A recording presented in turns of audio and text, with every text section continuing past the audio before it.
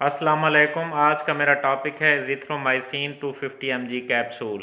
इस चैनल पे मेरा चैनल सब्सक्राइब कर लें और बेल आइकॉन प्रेस कर लें। तो दोस्तों एजिथ्रोमाइसिन कैप्सूल जो है 250 mg की स्ट्रेंथ में अवेलेबल है और 500 mg की स्ट्रेंथ में भी ये अवेलेबल है। मुख्तलिफ नामों से ये मार्केट के अंदर अवेलेबल है। तो ये मैक्रोलाइड्स ग्रुप ऑफ मेडिसिन से इसका ताल्लुक़ है। ये एक इंतहाई अहम और पोटेंट एंटीबायोटिक है। तो ये इसकी जो है काफ़ी ये ब्रॉड एंटीमाइक्रोबियल इसका एक्शन है अगेंस्ट ऑल टाइप ऑफ जो ग्राम पॉजिटिव हैं, ग्राम नेगेटिव बैक्टीरिया हैं और अदर माइक्रो ऑर्गेनिजम्स हैं।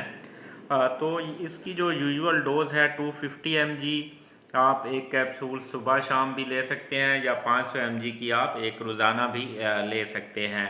तो शॉर्टर ड्यूरेशन है, कम से कम 3 दिन आप ले सकते हैं, ज़्यादा से ज़्यादा 5 से 7 दिन।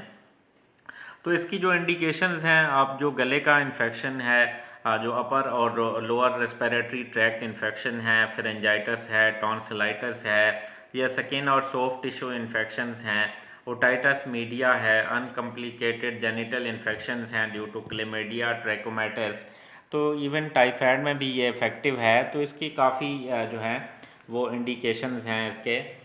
तो इसकी जो कंट्रा इंडिकेटेड हैं वो अगर हिपैटिक इम्पेयरमेंट है, कोई जिगर का मसला है या रीनल फेलियर है तो उसमें इसको इस्तेमाल नहीं करना चाहिए। और प्रेगनेंसी और लैक्टेशन में भी ये थोड़ा प्रिकॉशंस लेनी चाहिए इसको इस्तेमाल करने में। तो एडवर्स इफ़ेक्ट्स दोस्तों, इसका जो सबसे कॉमन एडवर्स इफ़ेक्ट है वो जीआई अपसेट, डायरिया वगैरह इससे लग सकता है।